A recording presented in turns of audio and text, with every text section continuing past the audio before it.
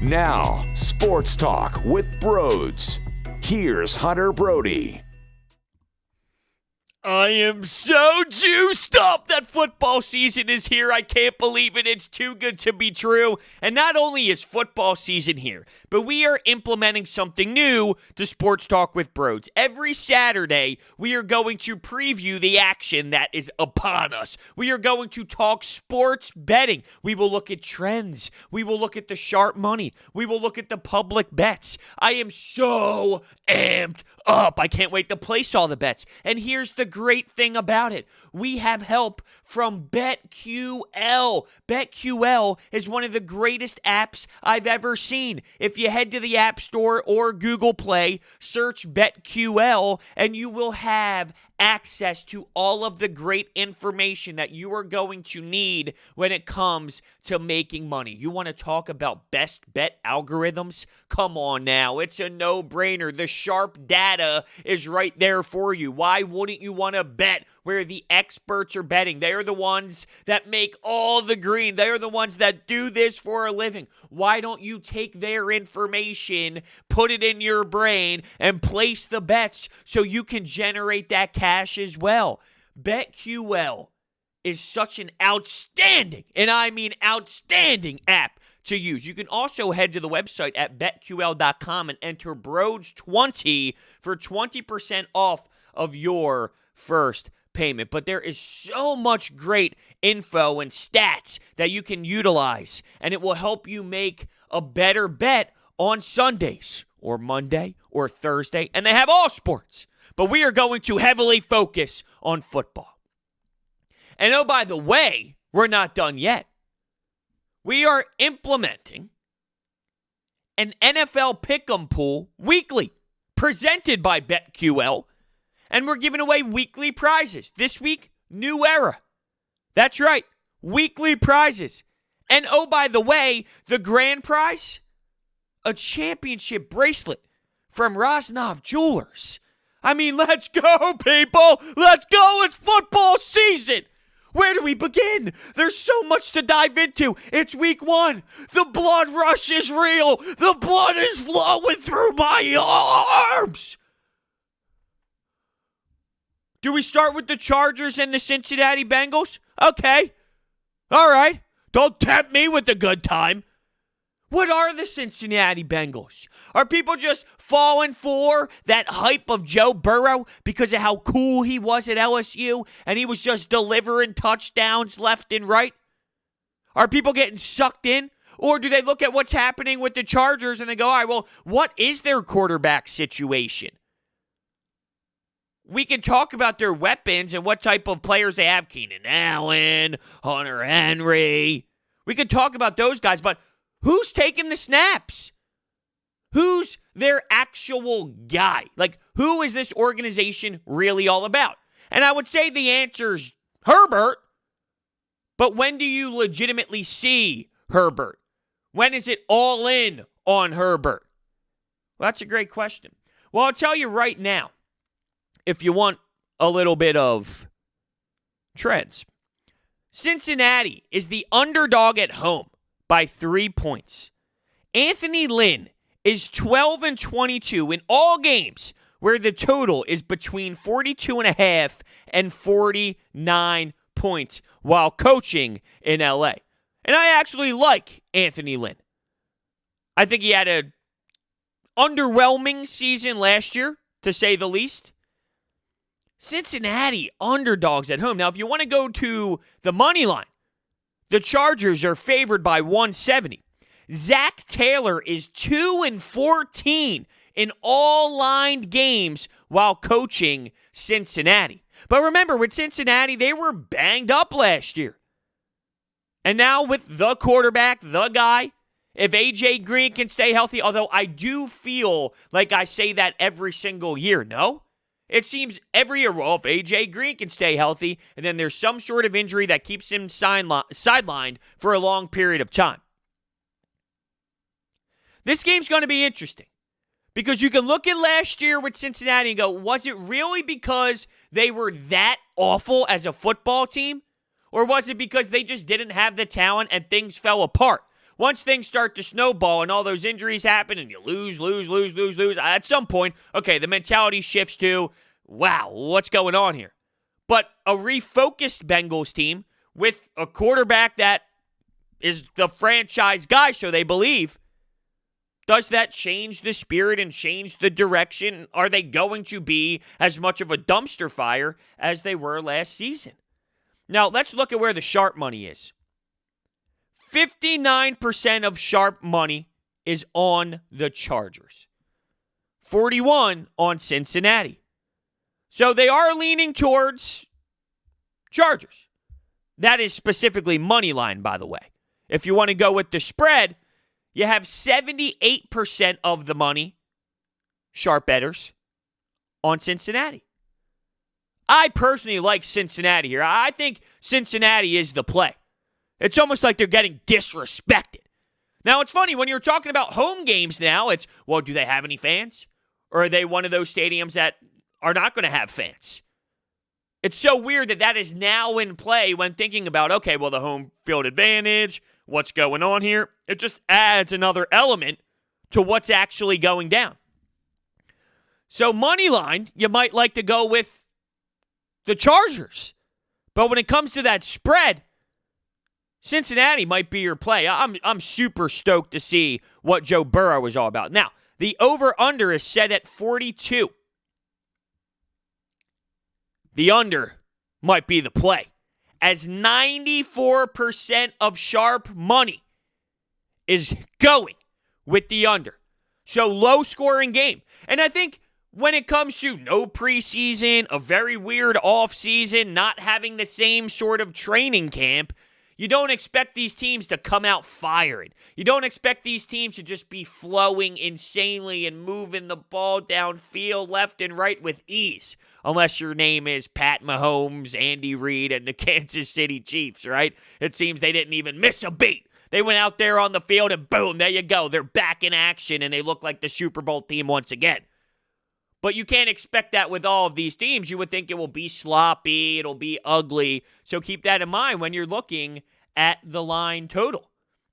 Let's move on to the Las Vegas Raiders. That's going to take me some time to figure out. It's Las Vegas and not Oakland anymore. Versus the Carolina Panthers. You have Matt Rule in play, Teddy Bridgewater. What are they going to look like after the Cam Newton era is now officially over? Well, I will tell you this. When it comes to the public bets, 58% of the public bet is on Vegas -3.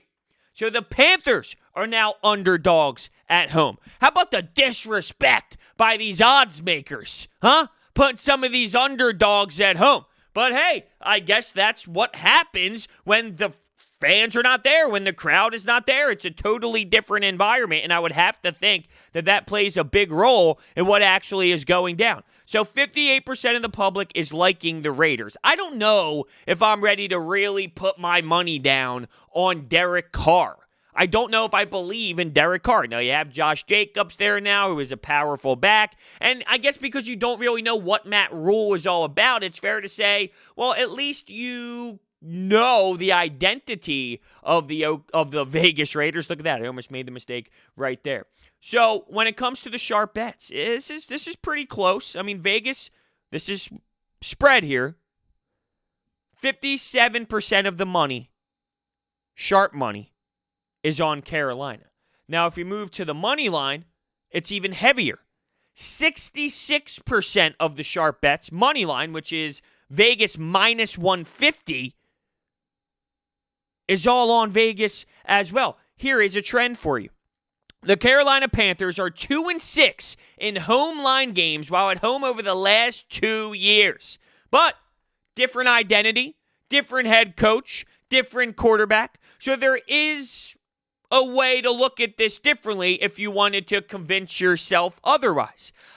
I'd like to look at the quarterback matchup, right? Isn't that how you kind of approach this when it comes to sports betting? Well, who's playing who and who do they have, right? When it comes to the quarterback play, I like Teddy Bridgewater. I'm not a huge Derek Carr guy. I actually think that Teddy Bridgewater has that chip on his shoulder. We know about his injury history. We saw what he did in New Orleans when Drew Brees went down. We saw what he did in Minnesota as well. I like Teddy Bridgewater, and I think that the Carolina Panthers might shock some people. I like the value that is actually on the Teddy Bridgewater squad. Let's look at the over. 47.5 is the over, and 56% of the sharp money is on the under.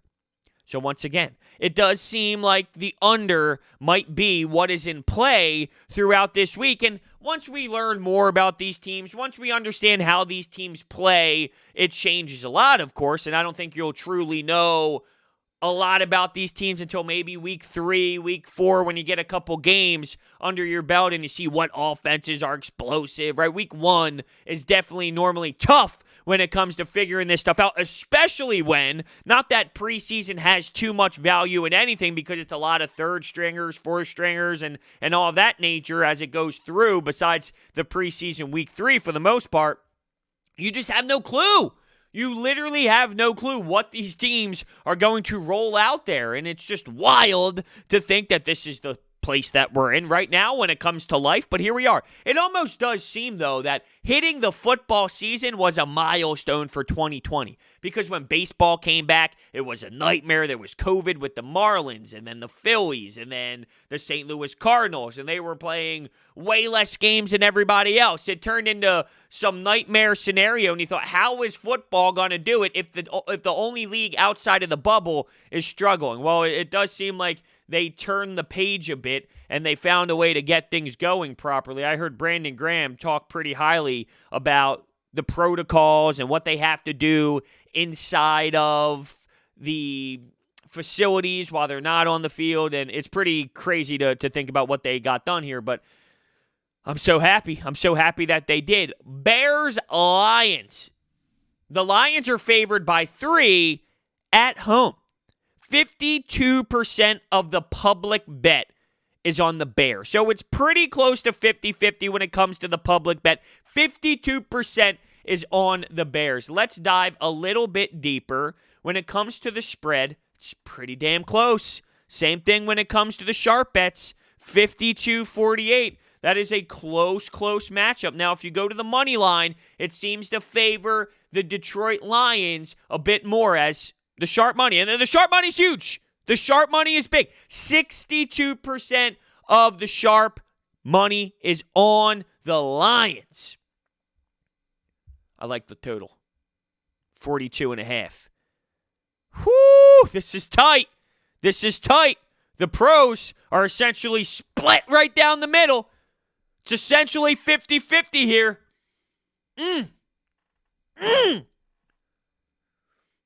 I like the Lions. I do like the Lions. You know why? Quarterbacks matter. Do I believe in Mitch Trubisky? Hell no. Hell no. I actually think that Matthew Stafford doesn't get enough praise. The problem is he's stuck in Detroit. If Matthew Stafford played in another organization, if he played for another team, if he had a different head coach, if he played for a franchise that actually knew what the hell they were doing, well, I think that Matthew Stafford's career would look totally different. Now, I'm not claiming he's Aaron Rodgers in his prime, all right? I'm not claiming that he's Peyton Manning in his prime, but I think Matthew Stafford is one hell of a quarterback, but because he's stuck in this franchise that doesn't win football games, that aren't, they're not a smart crew, okay? That's a problem. That's a big-time issue. But in this particular game, you know, that Bears defense, it dropped off a bit from that lethal season that they had. And Mitch Trubisky, while he did have that good year, I don't trust him. I don't think that he could put the ball in play. I don't think that he could put the ball in an area for these playmakers to go out and actually catch the damn thing.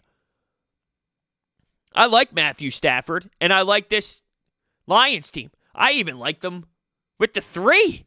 Call me crazy.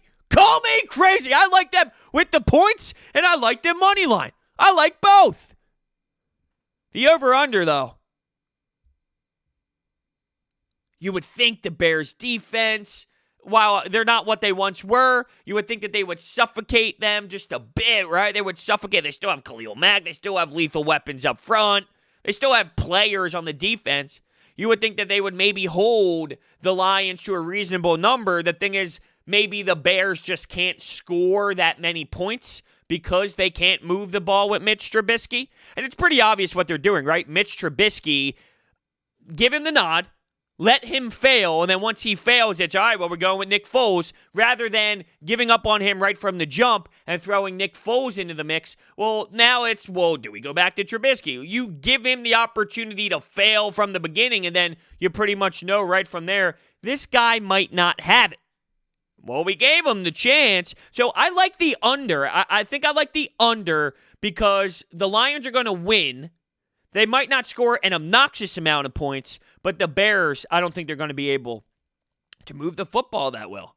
How about the Ravens and the Browns? 53% of the money, public bet, is on Ravens favored by 7. It's a hefty amount of points. Favored by a touchdown. They're at home. Here's some trends for you. John Harbaugh is 75-56 in games played on a grass field while coaching Baltimore. And this is against the spread, of course. When it comes to the money line, John Harbaugh is 72-26 in home line games while coaching Baltimore. So it definitely favors Baltimore. And when it comes to the money line, obviously, it's going to favor the Ravens, but they're favored by 340, so it's not like there's tremendous value on the board. You figure that they would win the game. But when it comes to the spread, 50-50.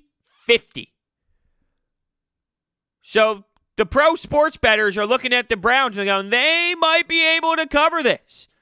They might be able to cover that 7-point spread.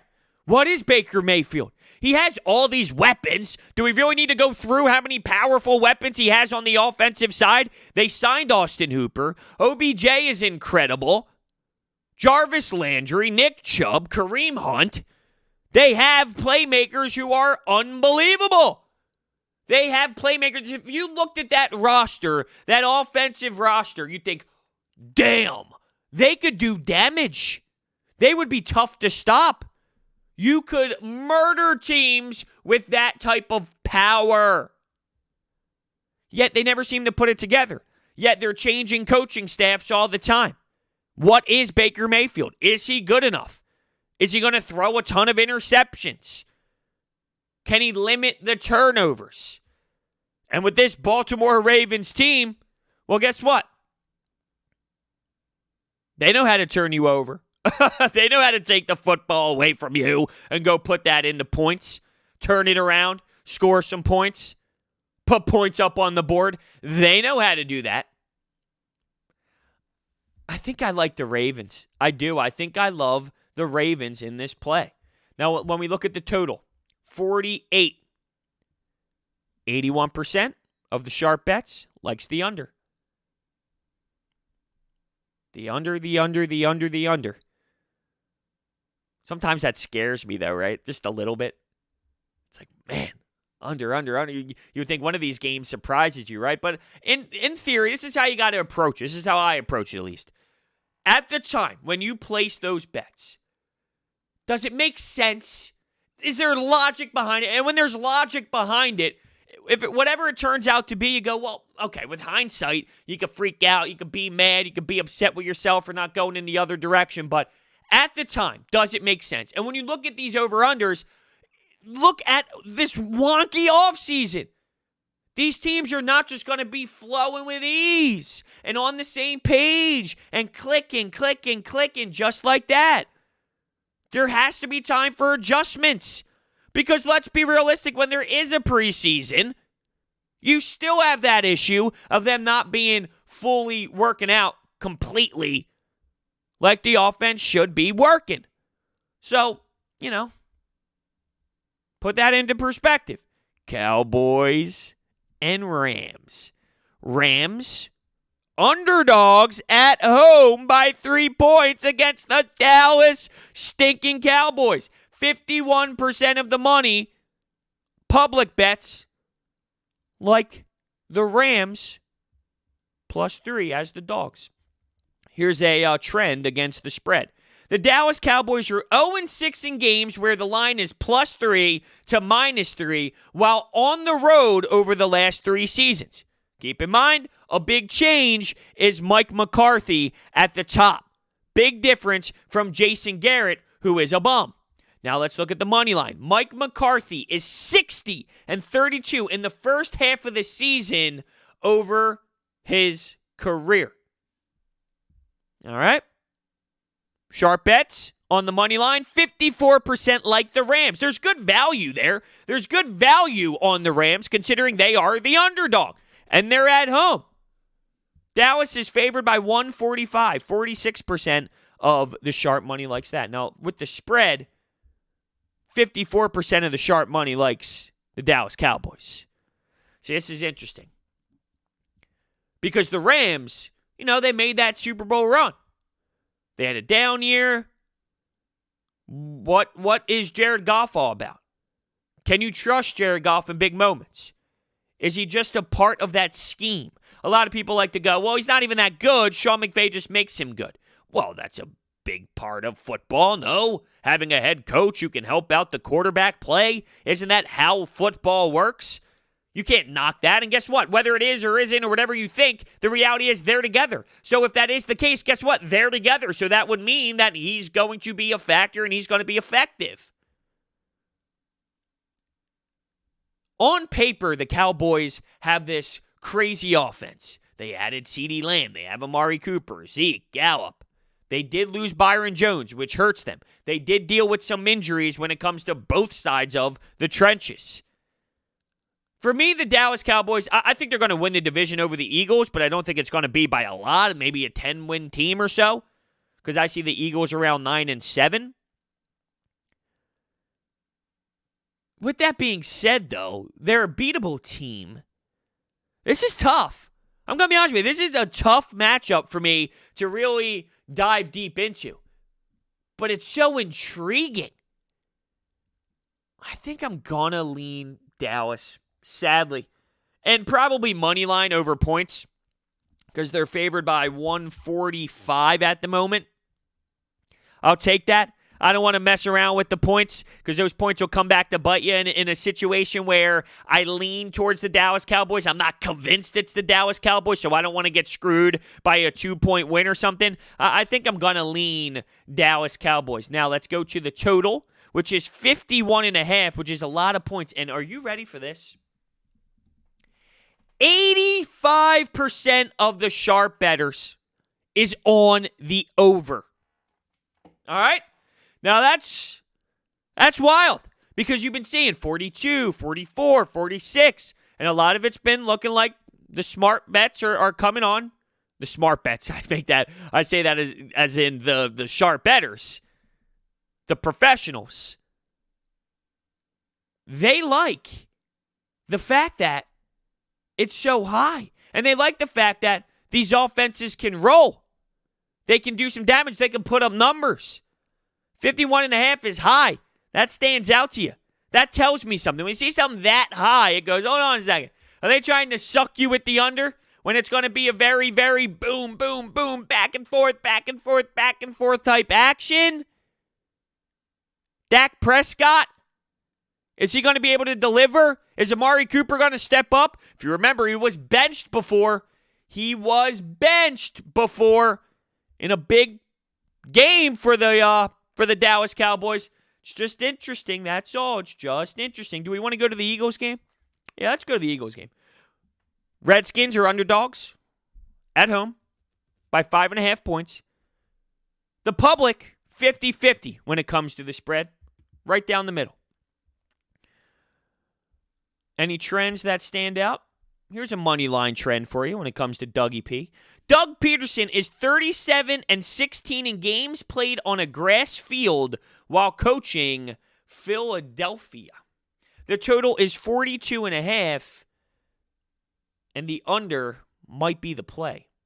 Now, when it comes to the spread, it's pretty close. Now, I actually think the Eagles win the game, but the Redskins cover. 53% of sharp bettors believe the Eagles will cover. So it's not crazy. I think the Eagles win the football game, though, right? the Eagles are going to win the football game. I think it'll look sloppy. It'll look ugly. If you remember last year, it took some Deshaun Jackson bomb home runs to finish off the job. You heard the home crowd, boo, boo, boo, unhappy with the performance by the Eagles, which I am definitely going to miss, by the way. I don't know if Dwayne Haskins is someone that I could rely on. Now, with Terry McLaurin, he's someone who can spread out that offense. He can fly. Now, Darius Slay is going to be on the other side. This new Eagles secondary has looked strong to this point. Of course, it's just training camp, but with Avonte Maddox on the outside, who is a smaller outside guy, he has that dog, Roby Coleman in the slot, Jalen Mills, Rodney McLeod. That Will Parks injury is definitely going to be a hit to this Eagles defense. But I really do think that because of the quarterback matchup and not believing in Dwayne Haskins and Ron Rivera implementing a whole new atmosphere, which takes some time, really, it does. Now, it could be a spark plug. It could be, hey, everyone's trying to prove to the new head coach that they can play, they can ball, and they play with this new sense of attitude, which is totally fair. I just don't think that they have enough firepower to compete. If you want to look at the trenches, though, the trenches is big. The Eagles are going to struggle with the offensive line play. Jason Peters is old, and there's no way he's going to play 100% of the snaps, while you have Lane Johnson on the other side with an ankle injury. Is he going to be able to plant? Is he going to be able to play the whole game? As of right now, we don't know his full status. I imagine he's going to play through any sort of injury that he has, but what if it's struggling and it's hurting him and they need to go in a different direction? And the only depth this team has is backup players, while the other side of the line is filled with Kerrigan, Sweat, Chase Young. So I'm giving you reasons on why I think the Redskins maybe could keep it close. It'll look sloppy from the Eagles standpoint, and then the offensive line, it might allow the Redskins to actually make some noise. I think the Redskins cover, but the Eagles get the job done. Moneyline 255, minus 255 on the Birds. So I do think the Eagles are the ones to get the victory. It just might be one of those days where you wake up afterwards and go, all right, hopefully they wake up, right? Hopefully they look a little smoother in their next outing. Hopefully they find a way to adjust and figure some things out offensively. Dolphins, Patriots. Remember, this was a big game last year, which was the Dolphins beating Tom Brady being forced to have to play in an earlier round in the playoffs, and what do you know? The Patriots lose, and now they're in Tampa Bay, which is just absolutely incredible when you really break it down. New England Patriots, heavy sharp money to cover the 6.5. So you questioned Cam Newton. Is he going to be able to step in? Was this a Tom Brady thing or a Bill Belichick thing? I think Cam Newton has more left in the tank. I think he has a chip on his shoulder, as you can see with all of his videos on social media, right? This Dolphins team, while they did make some improvements, not ready to buy in on them by any means. I can understand rolling with the Patriots. Moneyline. Trend. Bill Belichick is 29-4 in home games, where the total is between 42.5 and 45 points while coaching in New England. Now, 61% of sharp money is on the Dolphins' money line. And that, of course, has to do with the value that's there. You would think, though, you would think if you believe the Patriots are going to cover the 6 points, the sharp money being so heavy on the Moneyline Dolphins, it's interesting. But the value, when you look at the value that's on the table, that's important as well. With the total, the under is the play, and the under is 42. 42. The New England Patriots. Don't do this to me again. Please. Please don't do this to me again with the New England Patriots. I can't deal with successful Patriots football anymore. I could get behind it when it's Tom Brady. And I'm not even anti-Cam Newton. It's almost like I'm contradicting myself because I'm rooting for him to to tell everybody to screw off, essentially, and to prove everybody wrong. Yet at the same time, I enjoyed watching Tom Brady's greatness, so I can live with the Patriots being successful. I can't live with them still being successful. It's time for them to just not be good anymore. Please, I beg of you, stop being good. Stop being good. I beg of you, stop being good. Speaking of Tom Brady, Buccaneers are underdogs on the road against the Saints by 3.5 points. Against the spread, Sean Payton is 9-19 in the first 2 weeks of the season while coaching New Orleans against the spread. It's pretty interesting. Moneyline. New Orleans Saints are 10-1 in all games where the total is between 42.5 and 49 points over the last 3 seasons when it comes to the money line. Now, when it comes to the money line, sharp money is coming in, flying in on Tampa Bay. The Tampa Bay hype is real. And I always find it weird and odd, like, where do you sit when it comes to a team that's getting so much hype? Remember a couple of years ago, it was the Cleveland Browns. Well, the difference is you have Tom Brady. And it's almost like I'm not going to believe that Tom Brady is done until Tom Brady is done. And now you add Gronk, and you have Mike Evans, and you have a great receiving core, and Leonard Fournette goes down there, and you have a running back core, and you have Bruce Arians, and it's Tom Brady. Did I mention it's Tom Brady? And it's Tom Brady. And it's Tom Brady. It's not Baker Mayfield, it's Tom Brady. And the atmosphere in the Dome is so important to home games for New Orleans. That was one of the biggest reasons why it's so damn hard to beat Drew Brees and Sean Payton in that building. It's a super tough place to play. And you eliminate that big factor. Not even big, it's huge, obnoxiously large. And that's out the window? That opens the door more for Tampa Bay to snag in there. I do like Tampa Bay on the money line. And when it comes to the spread, 55% of sharp money is coming in on Tampa Bay. The total, they like the over. 47.5. They like the over. But when there's that much firepower, you would think that they would be scoring a ton of points. One of those shootouts. What was that game? Was it last year or the year before? Was it the Rams versus the Chiefs on a Monday night football game? Just spitballing off the top of my head, it was obnoxious. Now, is it going to be that? Probably not. I think those were the two teams, right? Wasn't it Chiefs, Rams? I'm pretty sure you remember anyway what game I'm talking about. It was just epic. Non-stop scoring runs. When you have that type of firepower. But I just question with Tom Brady. You saw so many times last year, he had to throw the ball on the ground. Here comes the pressure and nothing to do with it. But when you don't have that many weapons on the other side, which he didn't have a lot of weapons in New England, that's what you have to do. You result in doing that or else you're going to get creamed. Now it's, oh yeah, Mike Evans. Oh yeah, Godwin. Oh yeah, Gronk. Oh, what's that, Fournette? Take it. Lower your shoulder. They got a nice back system going there. It's going to be interesting. I do like the way, though, that Tampa Bay is looking in this matchup.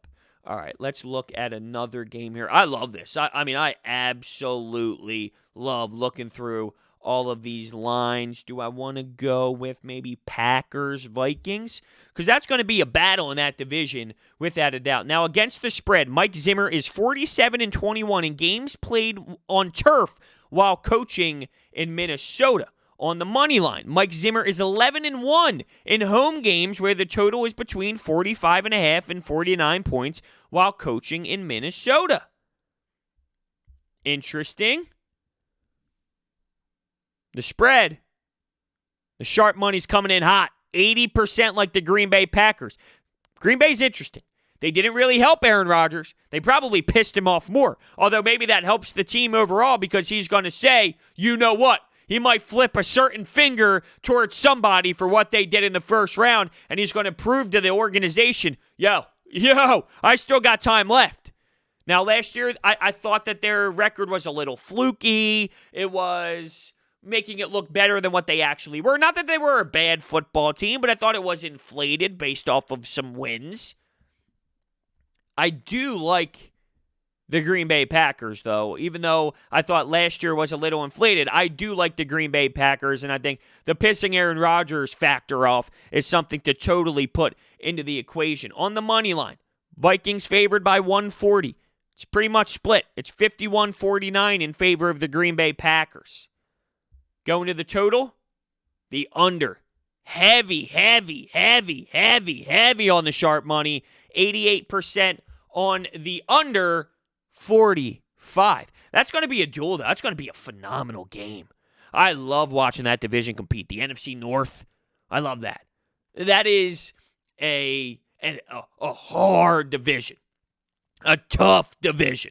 Not in terms of, like, the Lions are obviously a team that doesn't win much, and the Bears now seem to be falling apart, but there's just something to me that stands out to that division. Sort of like the Bengals, the Steelers, the Browns, the Ravens, right? That is a division you look at as a tough. You got the cold, the snow, the cold air. You can see the breath in those games. Like, I love that tough Green Bay. It's freezing in Lambeau. It's a Monday night football game in Lambeau. I'm all about it. I'm all about the green and yellow, the Lambeau Leap. It's just when I watch those divisions play each other, it hits home a little bit more for me. We're going to end on this game here.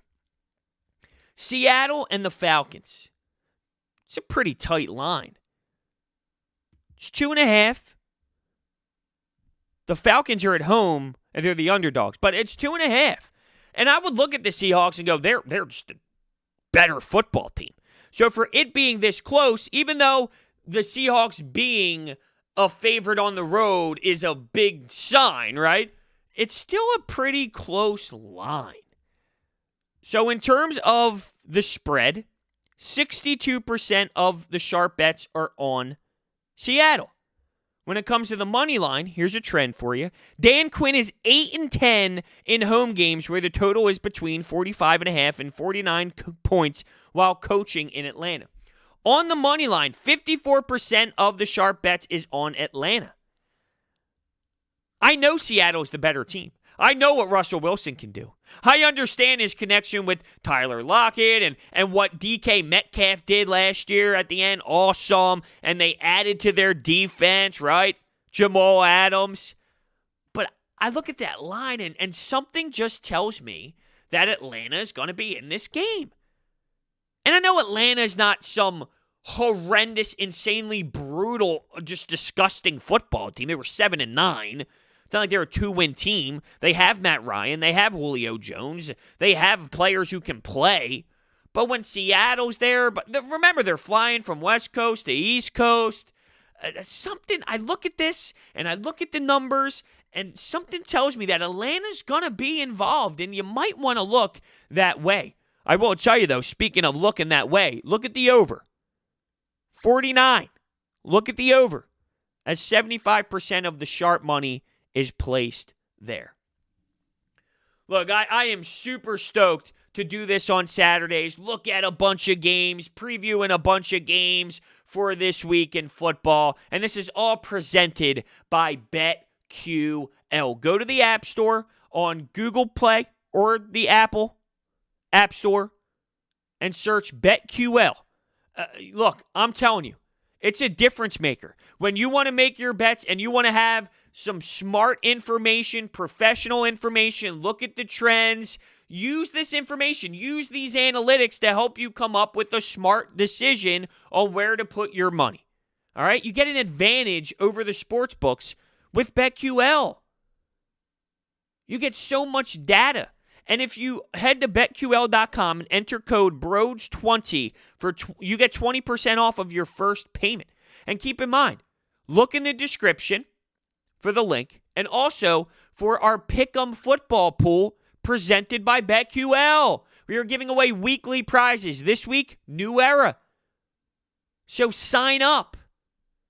And there's a championship bracelet for the winner at the end. A championship Pick'em pool winner. Gonna get a bracelet from Rosnov Jewelers. I'm so incredibly pumped up for everything we're doing here with BetQL. Thank you all so much for listening, and I will see you next time.